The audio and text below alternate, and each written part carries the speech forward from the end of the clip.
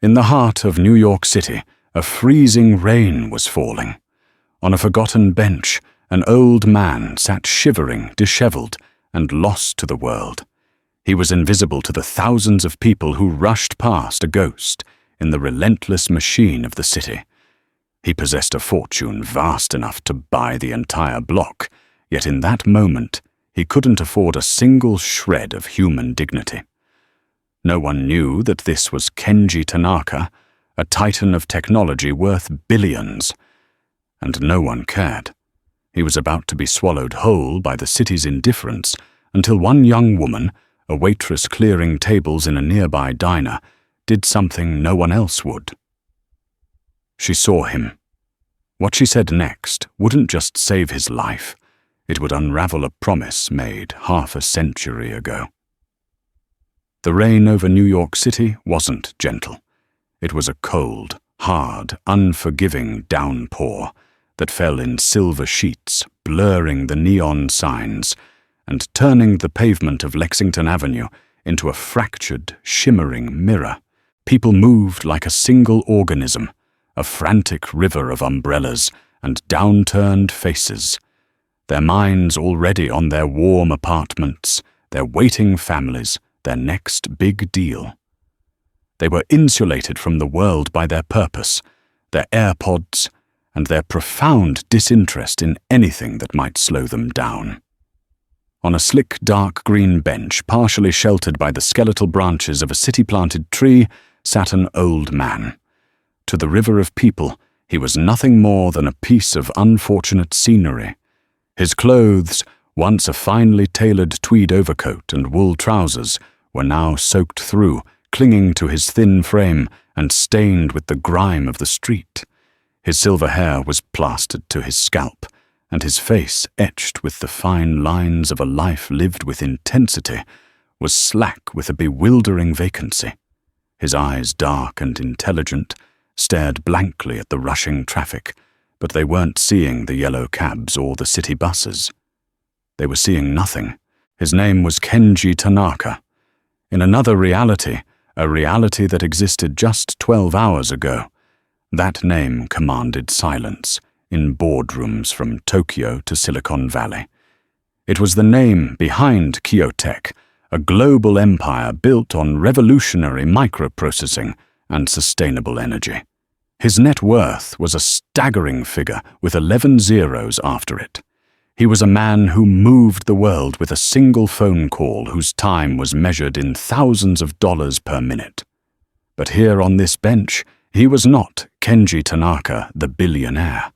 He was a non-entity, a problem to be ignored, a flicker of social discomfort to be bypassed. A woman in a sharp business suit, her phone pressed to her ear as she barked orders, swerved widely around the bench, her expression one of pure annoyance. A young couple laughing under a shared umbrella fell silent as they passed, their gaiety momentarily punctured by the sight of him, before they hurried on, eager to forget. Inside Kenji's mind was a storm far worse than the one lashing the city. It was a fog thick and disorienting. He remembered fragments like shards of a shattered mirror, a meeting, tall buildings of glass and steel, the sharp, acrid smell of ozone before a lightning strike, a sudden blinding headache that felt like a nail being driven into his temple. Then, a lurch, a fall, the cold, hard shock of the pavement. After that, only confusion. He had tried to stand to find his way, but his legs felt like foreign objects. He'd stumbled through the streets for hours, the city, a cacophony of noise and light that his brain couldn't process. He knew he needed help, but the words wouldn't form. When he tried to speak to a police officer, only a guttural, nonsensical sound had emerged from his throat. The officer, assuming he was drunk or mentally ill, had simply waved him on with a gruff, "Move along, old-timer. Sleep it off somewhere else." Somewhere else. Where was that? He clutched at his pockets, a primal instinct. They were empty. His wallet, with its countless credit cards and the contact information for his security detail, was gone. His custom-made phone, a device more secure than most government systems, was also missing. He had likely been robbed as he lay disoriented in some alleyway. Without his name, his money, his connections, he was just a frail old man lost in a hostile world.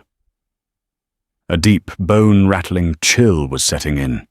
Hypothermia was a quiet predator, and he could feel its tendrils creeping into his limbs. He watched the warm golden lights of the diner across the street. The Lexington, its simple sign read. Through the large window, he could see people eating, talking, laughing. They were living in a world he could no longer access. It might as well have been on another planet. He felt a profound, soul-crushing despair. This was how it ended. Not in a boardroom, not in a penthouse suite surrounded by family, but alone, wet and freezing on a public bench, erased from existence by a city that never knew he was there. He closed his eyes, a single hot tear tracing a path through the cold rain on his cheek, and surrendered to the encroaching darkness. Inside the Lexington, the air was thick with the comforting smells of frying bacon, brewing coffee, and damp wool. It was a classic New York diner, a relic of a bygone era, with its cracked red vinyl booths, checkerboard floor, and a long formica counter, polished smooth by the elbows of generations. The clatter of cutlery and the low hum of conversation provided a constant, soothing soundtrack against the storm outside. Seline Vance moved through the chaos with the practiced grace of a dancer. At 26, she wore her exhaustion like a second skin, but it couldn't completely hide the light in her hazel eyes.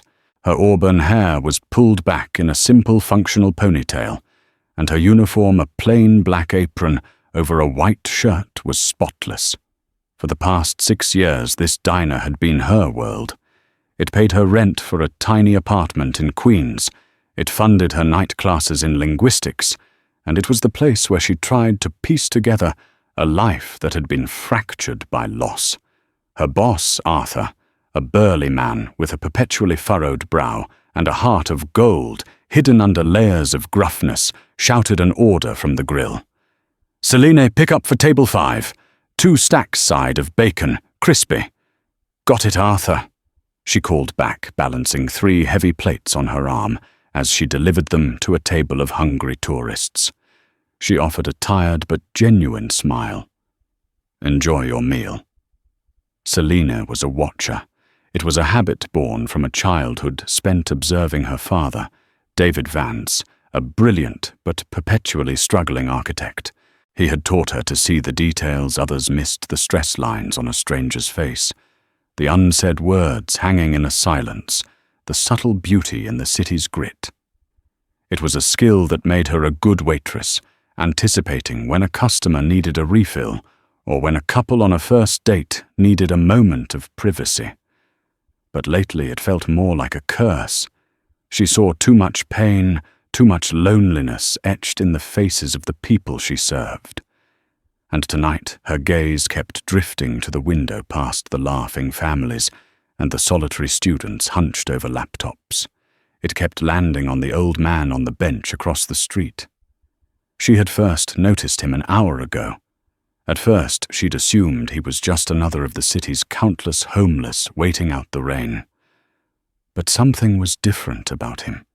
It was in his posture. Even slumped in defeat, there was a ghost of dignity about him. It was in his clothes. Though soaked and dirty, she could see the fine cut of the overcoat, the quality of the fabric. This man didn't belong on that bench. She watched as person after person hurried past him, their umbrellas forming a moving wall that rendered him invisible. A wave of anger, sharp and hot, washed over her. It was the same indifference that had chewed up her father. David Vance had been a man of integrity and vision, but in a city that valued profit over principle, he had been pushed aside, forgotten, and had died of a heart attack at 55, buried under a mountain of debt and broken dreams. This city, she thought bitterly, had a way of erasing good men. "Seline, you're dreaming again," Arthur's voice cut through her thoughts. He was wiping down the counter, his eyes following her gaze to the window. "Don't even think about it." "He's been out there for an hour, Arthur. He's not moving. It's freezing. And it's not our problem," Arthur said, though his voice lacked its usual conviction. "You bring in one, you bring 'em all in. This is a business, not a shelter. You know the rules." Seline knew the rules, but she also knew the look of someone who had given up. She had seen it in her own father's eyes in his final months. This wasn't just a homeless man. This was a human being at the very edge of a cliff. She finished her round, refilling coffee cups and clearing plates, but her mind was outside in the rain. She couldn't shake the image of the man's vacant stare. He looked so utterly lost, as if his soul had been scooped out, leaving an empty shell. Her father had taught her many things, but the most important was a line from an old Japanese proverb he loved, "Ichi go ichie." One time, one meeting. It meant that every encounter is a unique treasure that can never be repeated, and so it must be cherished. She took a deep breath, her decision made. She walked over to the counter where Arthur was sorting receipts. "Arthur," she said, her voice quiet but firm. "I'm going to bring him a coffee and some soup. I'll pay for it." Arthur sighed, rubbing his tired eyes. He looked at Seline, at the stubborn set of her jaw, and saw the same compassionate fire that always made him hire her in the first place, despite her lack of experience back then. He looked out the window at the pathetic figure on the bench. "Fine," he grumbled, pulling a large to-go cup. "But he's not coming in here, you hear me? You give it to him out there. The last thing I need is him scaring off my dinner rush." Selina nodded, her heart pounding with a mixture of fear and resolve. "Thank you, Arthur." She ladled a thick, steaming lentil soup into a container and grabbed a warm bread roll. As she pushed open the diner door, a blast of cold, wet wind hit her, and the roar of the city filled her ears. The short walk across the street felt like crossing an ocean. The rain immediately started soaking her thin shirt. As she approached the bench, she saw the man's condition was even worse than she'd thought. His skin had a pale bluish tint, and a faint, almost imperceptible tremor ran through his body. His eyes were closed. For a terrifying second, she thought he was already gone. "Sir," she said softly, her voice nearly lost in the wind. "Sir, are you okay?" There was no response. She reached out a hesitant hand and gently touched his shoulder. His eyes fluttered open. They were clouded with confusion, but for a brief moment, they focused on her. In their depths, she saw not madness, not intoxication, but a profound and terrifying abyss of fear. The old man flinched at her touch, a primal defensive movement. His eyes, though unfocused, were wide with a deep-seated panic like a cornered animal. He tried to speak, but what came out was a low, distressed mumble, a string of syllables that were foreign and unintelligible to the New York air. It wasn't English, it wasn't Spanish, it was something else entirely. "It's okay," Seline said, her voice gentle and slow the way one speaks to a frightened child. "I'm not going to hurt you. I brought you some soup. It's hot. It'll warm you up." She held out the container, the steam rising from it like a small offering of peace. He stared at it, then at her, his mind clearly struggling to bridge the gap between her action and its meaning. He didn't reach for it. His hands remained clenched on his lap, trembling uncontrollably. Selena knelt in the puddle forming at her feet, ignoring the cold water seeping into her jeans. She had to get closer to break through the wall of his confusion. "Please," she urged. "You need to eat something. You're freezing." He shook his head, a slight, almost spastic motion, and muttered again. This time the words were a little clearer, though still raspy and weak. "Doko ni, watashi wa." The sound hit Selene's ears and stopped her cold. It was like hearing a melody from a long-forgotten dream. Her night classes, the hours spent with headphones on repeating phrases, memorizing characters, it all coalesced in that one moment. The language was Japanese. Her heart skipped a beat. It was her father's language. David Vance had been obsessed with Japanese architecture and culture. He had spent years trying to master the language, and he had passed on his love for it to her. After his death, continuing her Japanese studies was one of the few ways she felt connected to him. She wasn't fluent, not by a long shot, but she knew the basics. She knew enough. She looked at the man, really looked at him, and for the first time saw past the grime and the desperation. She saw his features, the high cheekbones, the elegant shape of his eyes. He was Japanese, lost, sick and alone in a city where his native tongue was just another meaningless noise. Taking a slow, calming breath, she put the soup down beside him on the bench. She met his terrified gaze and spoke, her voice soft but clear, forming the words with a care and reverence she hadn't used in years. "Daijoubu desu ka?" "Are you all right?" The effect was instantaneous and staggering. It was as if she had flipped a switch in a dark room. The man's entire body went rigid. His unfocused stare sharpened, zeroing in on her face with an astonishing intensity. The fog of confusion in his eyes seemed to part, just for a second, revealing a flicker of pure, unadulterated shock. His lips parted, but no sound came out.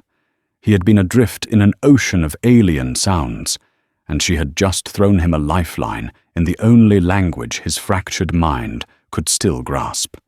Selene pressed on, dredging up the formal, polite phrases her father had insisted she learn first. "Anata no namae wa nan desu ka?" "What is your name?"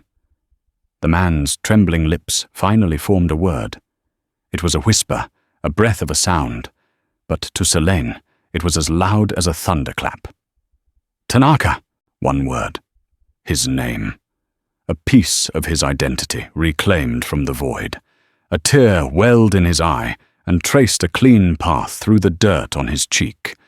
It was a tear of relief, of recognition of finding a single solid point in a spinning, chaotic universe. He looked at her, his gaze now filled with a desperate, pleading lucidity. He tried to say more, but his strength was failing. His body already pushed to its limit by the cold, and his medical crisis was starting to shut down. He slumped forward, his consciousness fading. Just before his eyes closed completely, he whispered one more word, a word that would come to define everything that followed. "Yakusoku." Promise. Then he went limp, his head falling forward. Seline lunged, catching him just before he slid off the bench and onto the wet pavement. He was frighteningly light. His skin was ice cold to the touch. The moment of connection was over. The medical emergency was here. "Arthur," she screamed, her voice raw with panic. "Arthur, call 911 now." The wail of the ambulance siren sliced through the New York night, its flashing red and blue lights painting the rain-slicked streets in frantic, strobing colors.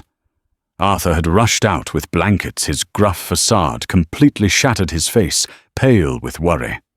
He and Selene had wrapped the unconscious man as best they could, while she spoke to the 911 operator, her voice steady, despite the adrenaline coursing through her veins. The paramedics were efficient, but detached. They saw a John Doe, another elderly homeless man, succumbing to the elements.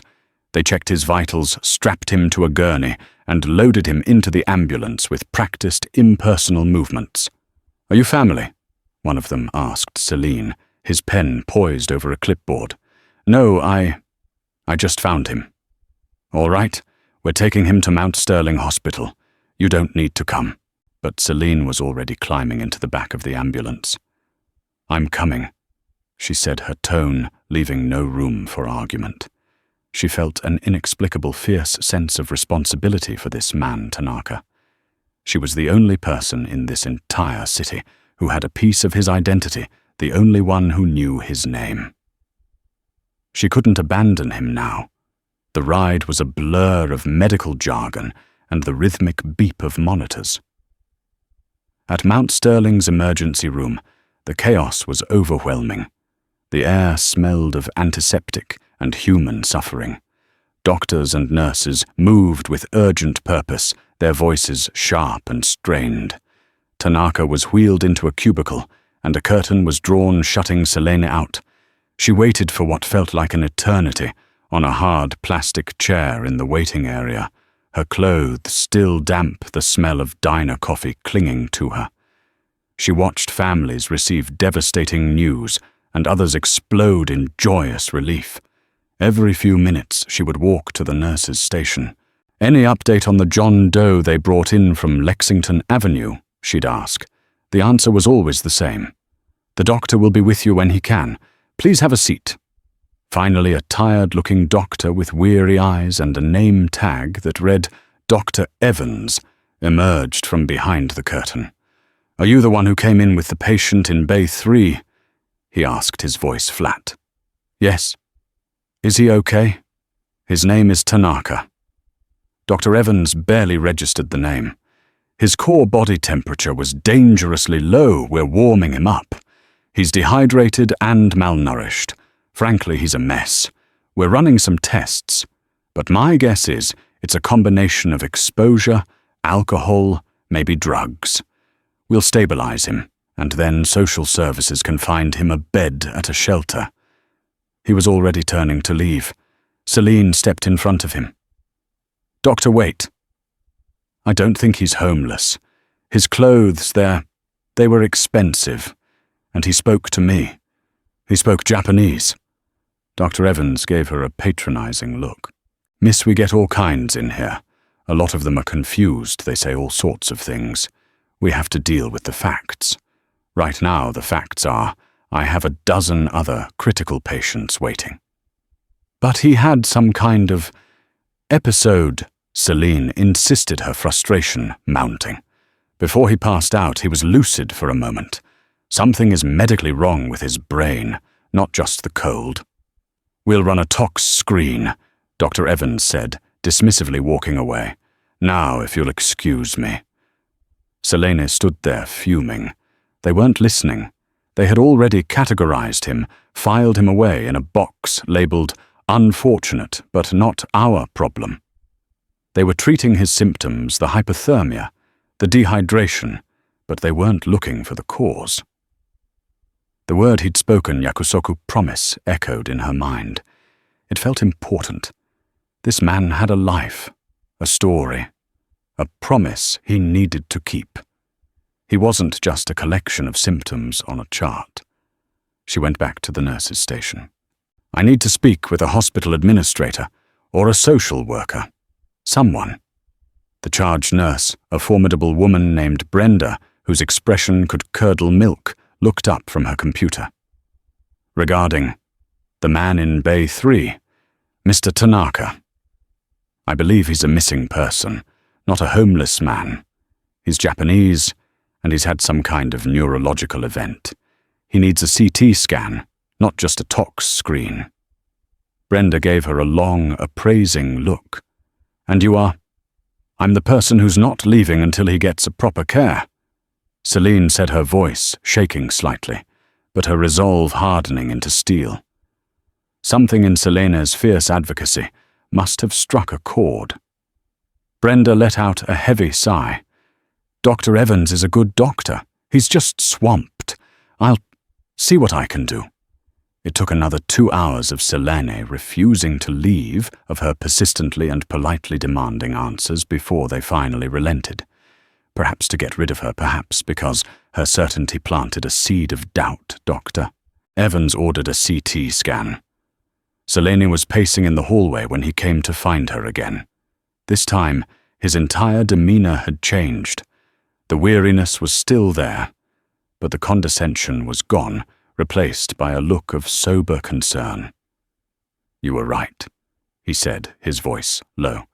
"The scan shows evidence of a TIA, a transient ischemic attack, a mini-stroke. It would explain the confusion, the memory loss, the inability to speak properly. We're lucky it wasn't a major, cerebral hemorrhage." He looked at her with a newfound respect. "His system is still too weak for major intervention, but we're moving him to the neurology ward for observation.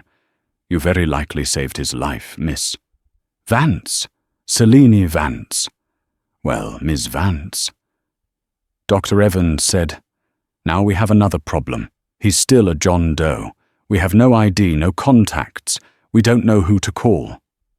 Seline thought for a moment. "He said his name was Tanaka. It's a common name, but he's Japanese. Maybe the Japanese consulate." It was a long shot, but it was the only shot they had. The call to the Japanese consulate in New York was made by a hospital social worker the next morning. Seline had stayed at the hospital until the early hours, only leaving when she was assured Mr. Tanaka was stable and resting in a quiet room on the neurology floor. She left her name and number, a flimsy thread connecting him to the world. The consulate, accustomed to dealing with lost passports and minor legal issues, initially treated the request with bureaucratic skepticism. An elderly Japanese national found unconscious with no ID, claiming his name is Tanaka. It was vague, almost hopeless, but they agreed to send the information through their internal channels, a routine bulletin that would be seen by embassies and corporate security offices worldwide. For 24 hours there was silence. Seline went back to work at the diner, her mind a million miles away. Arthur told her to take the day off, but she needed the distraction. Every time the diner door opened, she half expected to see someone asking about the old man. The silence broke, not with a gentle ripple, but with a tidal wave. Late the following afternoon, a motorcade of 3 gleaming black sedans pulled up outside Mount Sterling Hospital, stopping traffic and drawing stares. The doors opened, and a team of men in dark, impeccably tailored suits emerged, moving with the quiet, efficient menace of a special forces unit. They swept into the hospital lobby, their leader, a tall, imposing American man with a military bearing. They were followed by a woman who commanded attention without raising her voice. She was in her late 40s, with sharp, intelligent features and an aura of absolute authority. Her name was Evelyn Reed, and she was the Chief Operating Officer of Keotech's North American Division. For the past 36 hours she had been at the center of a frantic, top-secret global search for her boss, Kenji Tanaka, who had vanished without a trace after walking out of a private meeting. The hospital administration, which had been treating the case as a low priority, John Doe was thrown into a state of panic. Suddenly, department heads were being summoned, and Dr. Evans was pulled from his rounds.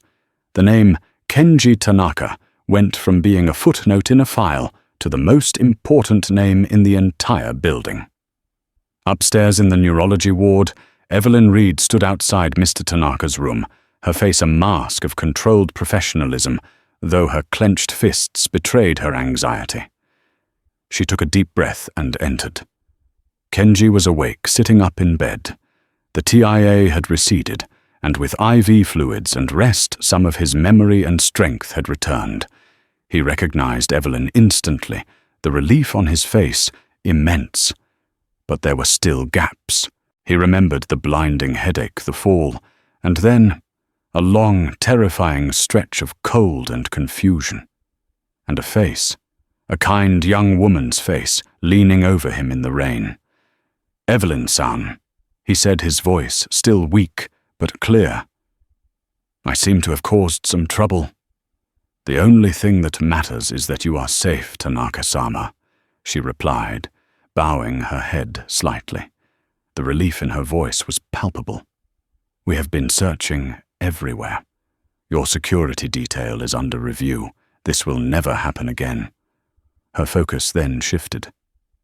"The hospital staff told me a young woman brought you in. A waitress. Her name is Seline Vance." Evelyn's expression hardened slightly. In her world, an unexpected variable like this was a threat until proven otherwise. A waitress finding one of the world's richest men in a vulnerable state. It was a recipe for lawsuits, for tabloids, for extortion. "We need to handle this situation with extreme care." Evelyn said more to herself than to Kenji. "I'll have our legal team draft a non-disclosure agreement and a generous but final compensation package. We need to contain this." But Kenji held up a weak hand. "No," he said firmly. "I want to see her." "Sir, that might not be wise." "Evelyn," he interrupted, his voice gaining a sliver of its old authority. "She did not just bring me to a hospital. She spoke to me. When no one else could see me, she saw me. I need to thank her myself. Find her. Bring her here." His request was an order. Evelyn Reed, a woman who could intimidate world leaders, simply nodded. "As you wish, Tanaka-sama." When the call came, Seline was in the middle of her evening shift. The voice on the other end was crisp, professional, and utterly intimidating. It was Evelyn Reed's personal assistant. "Ms. Vance, Mr. Tanaka is asking to see you. A car will be waiting for you in 10 minutes. Selene's heart hammered against her ribs. Mr. Tanaka. They had found him. They knew who he was. A car. She looked down at her uniform, splattered with a bit of ketchup. She felt a wave of anxiety. She was a diner waitress. What business did she have meeting the family or associates of this mysterious man, Arthur, who had been watching her, came over? "What is it?" "They want me to go to the hospital. His people. They found him." "Go," Arthur said, immediately untying her apron. "Go on, I'll cover your tables. You should see this through."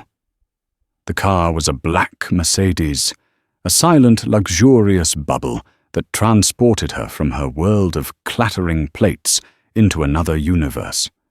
At the hospital, she was met not by a tired nurse, but by a man in a suit who escorted her past the front desk, up a private elevator, and to a section of the hospital she didn't know existed. The VIP wing. Evelyn Reed met her at the door to the suite. She appraised Seline with a cool, searching gaze. "Ms. Vance, I am Evelyn Reed. On behalf of Mr. Tanaka, I want to thank you for your assistance. Your quick thinking was invaluable." The words were polite, but her tone was that of a CEO handling a public relations issue. "I just did what anyone would do," Seline mumbled, feeling hopelessly out of her depth. "Few people would, I assure you," Evelyn said. She handed Seline a tablet. "Before you see him, we do require you to sign a standard non-disclosure agreement. It is for Mr. Tanaka's privacy and security. Our legal department has also authorized a payment of $50,000 to you as a token of our gratitude for your help." Seline stared at the number on the screen. $50,000. It was more money than she had ever seen in her life. It would pay off her student loans, her father's old medical debts, and give her a cushion she could only dream of. It was a life-changing amount of money. And it felt like a dismissal, a payment to make her go away and keep quiet. She looked from the tablet to Evelyn's guarded face, and then towards the closed door of the room where the old man was. She thought of his terrified eyes, of the single word yakusoku spoken like a prayer. This wasn't about money. It was about human connection. "I don't want the money," Seline said, her voice surprisingly steady. "And I don't need to sign anything to know not to talk to the newspapers. I just want to see if he's okay." Evelyn Reed was visibly taken aback. It was the first time all day that something had not gone according to her plan. She studied Seline for a long moment, and for the first time, her mask of corporate efficiency cracked, revealing a flicker of genuine surprise and perhaps a hint of respect. "Very well," she said, lowering the tablet. "He is waiting for you." Selina entered the room, her heart thumping, a nervous rhythm against her ribs.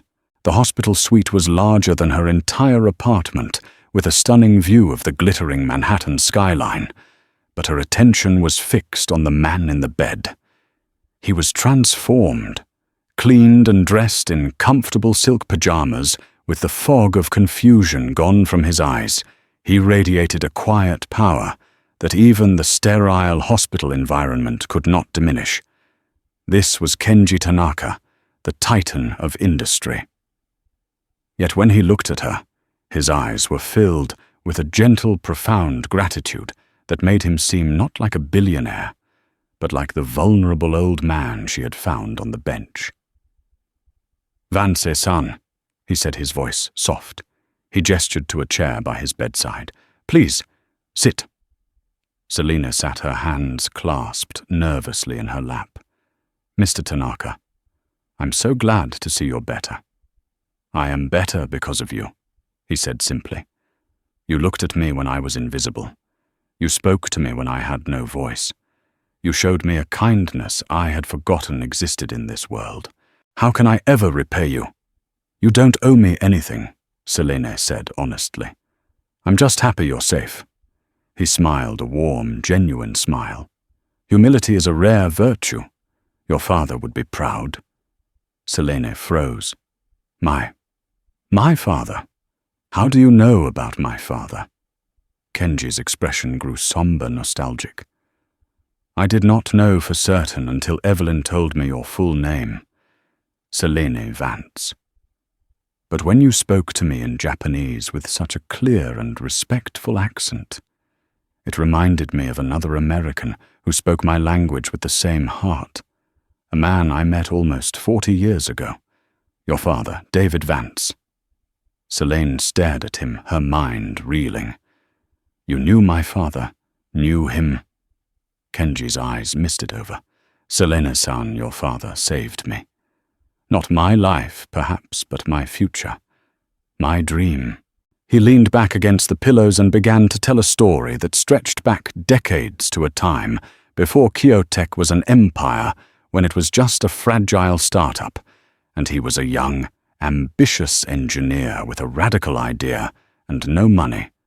He had come to New York with a revolutionary microchip design seeking American investors. He was rejected by every firm he approached. They saw him as a foreign upstart, his ideas too risky. He was on his last dime, ready to give up and fly home in defeat, when he met a young American architect in a small noodle shop in the East Village. That architect was David Vance. David didn't know anything about microchips, but he recognized the passion and genius in the young Japanese engineer. They talked for hours, David sketching building designs on napkins, Kenji drawing circuit diagrams. "Your father," Kenji said, his voice thick with emotion, "was the first person in this country who looked at me and saw potential, not a liability. When he found out I was out of money, he did something incredible. He took me to his small firm, cleared out a storage room, and set up a cot for me. He let me live there for 3 months.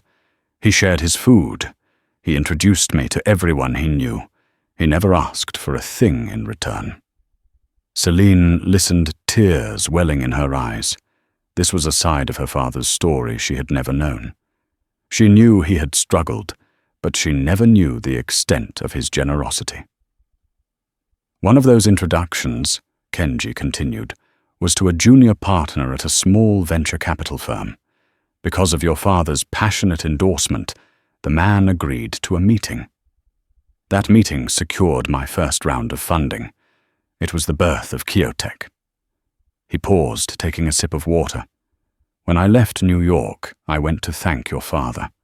I tried to offer him shares in my new company, but he refused. He just smiled and said, Success is not meant to be hoarded, Kenji. It's meant to be planted so it can grow elsewhere. No, but I made him a promise. I looked him in the eye and said the word yakusoku. I promised that if I ever became successful, I would find a way to honor his belief in me. The word. The last thing he had said before he collapsed. Promise.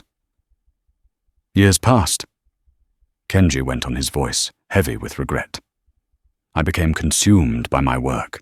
I built my empire. I always meant to reconnect, but life got in the way. About 10 years ago, I tried to find him. I learned that his firm had gone bankrupt, that he had passed away. I was devastated. I had failed in my promise. For years, my investigators searched for any surviving family, but the trail went cold. Your father, it seemed, had disappeared as quietly as he had lived. He looked directly at Seline, his eyes piercing. I came to New York last week for a business deal, but my true purpose was personal. I had a new lead, a faint hope of finding his daughter. I was on my way to a meeting with a private investigator when the TIA struck. I collapsed just a few blocks from where my journey began all those years ago. He reached over to the bedside table and picked up a worn black and white photograph. He handed it to Seline. It showed 2 young men, grinning, standing on a New York street corner. One was a young, vibrant Kenji Tanaka. The other was her father, David Vance, looking happier and more carefree than she had ever seen him. "It is the greatest irony of my life," Kenji said softly. "I came to this city searching for David Vance's daughter to fulfill a promise. And when I was at my lowest, helpless and alone, it was David Vance's daughter who found me. Your act of kindness was not random, Seline-san. It was an echo of your father's kindness, reverberating across 40 years to save me once again." Seline could no longer hold back the tears. They streamed down her face as she looked at the photograph of the father she missed so dearly, and at the man whose life he had unknowingly changed. The $50,000 offered by Evelyn felt like an insult now. The connection in this room was something money could never touch. It was about legacy honor and a promise that had miraculously, impossibly been kept. A week after her world had been irrevocably tilted on its axis, Seline Vance found herself ascending. She rode in a silent, leather-scented elevator, a moving sanctuary of glass and polished steel, rising through the heart of a Manhattan skyscraper. Below her, the yellow cabs became tiny, crawling insects, and the roar of the city, she knew the city of rumbling subways, sizzling street food and shouting pedestrians, faded into a respectful, almost reverent hum. She smoothed down the fabric of a simple but elegant navy blue dress, a purchase made in a daze the day before. Her diner uniform felt like a relic from another life, a costume from a play whose run had abruptly ended. The elevator doors opened not into a hallway, but directly into the Kyotech reception area on the 80th floor. The space was a testament to Kenji Tanaka's philosophy of shibumi, a simple, unobtrusive beauty. The air was still and clean.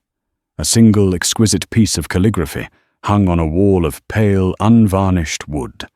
The floor was dark slate, and the only sound was the faint, trickling water of a small stone fountain in the corner.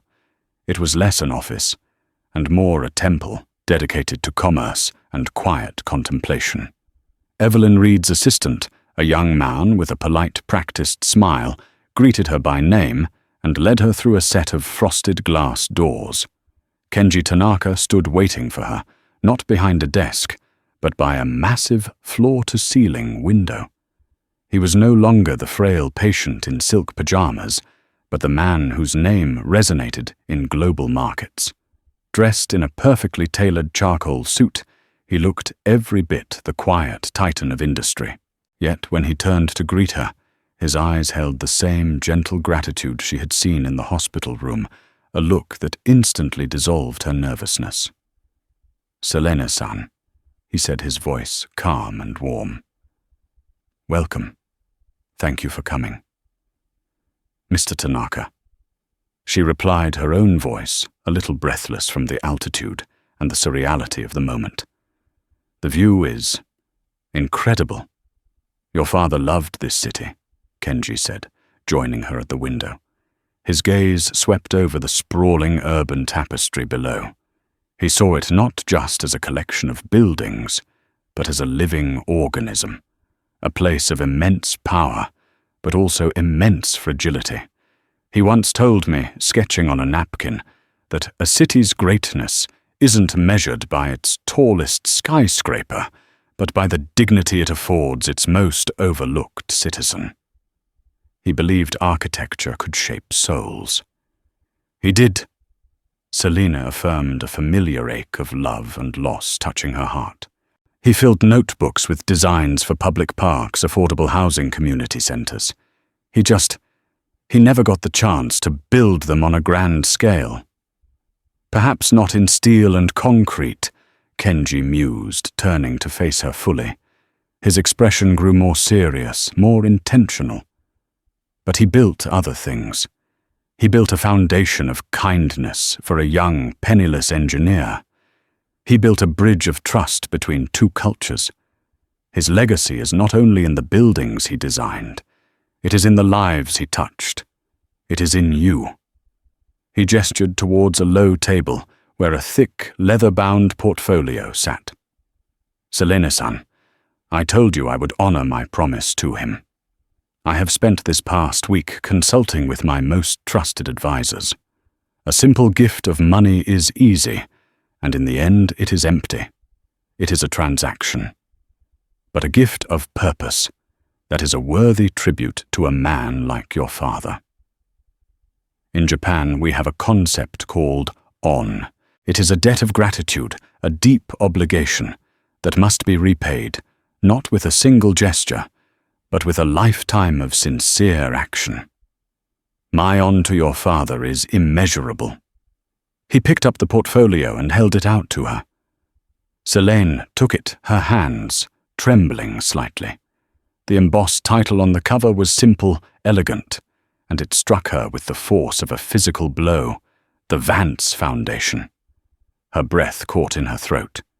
She opened it. The pages were filled not with dry legal jargon, but with life with vision.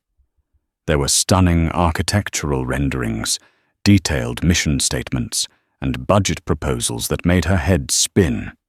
The Foundation's purpose was clearly articulated, a dual mission to provide substantial grants for innovative young architects focused on sustainable and humanitarian urban design, and to establish a robust cultural exchange program for promising Japanese and American architectural students to learn from one another. "Your father gave me my start," Kenji explained, his voice a steady presence beside her, as she absorbed the information. "Now I want his name, the name of David Vance, to give countless others their start, to ensure his ideals are not just a memory in a notebook, but a living, breathing force for good in the world. I am seeding this foundation with an initial endowment of $100 million. Seline swayed, feeling lightheaded. The number was abstract, astronomical, utterly disconnected from her reality of counting tips at the end of a long shift. She sank into a plush armchair, the heavy portfolio resting in her lap like a sacred text. But a foundation is just an idea on paper, without the right person to guide it. Kenji continued, his eyes locked on hers. It cannot be run by bureaucrats or accountants who see only numbers. It needs a leader with integrity, with fierce compassion, and with a direct personal connection to the man who inspired it all. It needs a guardian of its spirit. It needs you, Seline. I want you to be the first executive director of the Vance Foundation." The silence in the room was absolute. Selene's mind went blank, then flooded with a tidal wave of conflicting thoughts. Me, it was absurd, a joke. She looked down at her hands, half expecting to see them covered in dish soap. I'm a waitress. I serve coffee and clear tables. I'm taking night classes in linguistics because I like the history of words. What do I know about running $100 million foundation? What would people say? They would call me an opportunist, the waitress who tricked a billionaire. The self-doubt was a physical, nauseating weight in her stomach. "Mr. Tanaka," she stammered, finally finding her voice. I can't. I am so deeply honored, more than I can ever say. But I'm not qualified. I don't have a business degree. I've never managed a budget. I don't know the first thing about corporate governance or architecture, really. Not in the way you mean. Kenji listened patiently until she finished his expression, unwavering. "You are correct," he said, and her heart sank. "You do not have those specific qualifications. I could hire any one of 100 people from Yale or Harvard with perfect resumes who have them. But I am not looking for a resume. I am looking for a character. Let me tell you what I see. I see a young woman who at the end of a long day chose to walk out into a freezing rainstorm to help a complete stranger. I see a woman who faced down dismissive paramedics and cynical doctors to advocate for someone who had no voice. I see a woman who, when offered a life-changing sum of money that would solve all her problems, refused it because her integrity was not for sale. That, he said, leaning forward slightly, his voice resonating with conviction, is the CV I am interested in. You possess the one qualification that cannot be taught a soul that is aligned with the mission. You can hire people with financial expertise, Seline-san. You cannot hire a heart. He walked back to the table and opened the portfolio for her, turning to a specific section. Look here. It was a detailed proposal for the Foundation's flagship project, a competition to design a new state-of-the-art public library and community center in a low-income neighborhood in Brooklyn. It emphasized open spaces, natural light, and multifunctional areas for learning and community gathering. It was the exact kind of people-centric project her father had sketched on countless nights at their small kitchen table. Seeing it there, rendered in beautiful professional detail, was the turning point. This wasn't charity. It wasn't a handout. This was a continuation. It was a chance to take all her father's forgotten dreams and give them a home, a purpose, a future. The fear didn't vanish, but a new feeling rose up to meet it, a powerful, electrifying sense of purpose. It was a chance to transform her own life from one of quiet survival to one of profound meaning. A slow smile, the first truly joyful and unburdened one she had felt in years, spread across her face. It was a smile that held the promise of a future her father would have been proud to witness. "Yes," she said, her voice clear and strong, the words feeling more right than any she had ever spoken. "Yes, Mr. Tanaka. I would be honored." A look of immense satisfaction and relief settled on Kenji's face. He bowed his head slightly, a traditional gesture of deep respect. "Yoroshiku onegai shimasu," he said. "I look forward to working with you." He walked back to the window, and she rose to join him. From the 80th floor, the little green park bench where they had met was an invisible, insignificant speck. But for both of them, it would forever remain the most sacred ground in all of New York City. It was a quiet testament that fortunes could be lost in an instant, but a single act of seeing, of reaching out, could reverberate across generations. It was the place where a promise a yakusoku made 40 years ago, under the sign of a blooming sakura, had finally, impossibly and beautifully come home. The story of Kenji Tanaka and Seline Vance isn't just about a billionaire and a waitress. It's a powerful reminder of the invisible threads that connect us all. It shows how one small act of kindness, of truly seeing another human being, can change the entire trajectory of a life, and even fulfill a promise made decades ago. In a world that often rushes past, encouraging us to ignore the problems that aren't our own, Seline's story challenges us to stop, to listen, and to connect. It reminds us that the greatest value we possess isn't in our bank accounts, but in our capacity for compassion. If this story moved you and made you think, please take a moment to show your support. Smash that like button to help this story reach more people. Share it with someone who needs to hear a message of hope and human kindness. And most importantly, subscribe to our channel and hit the notification bell so you won't miss our next story that explores the extraordinary moments hidden in ordinary lives.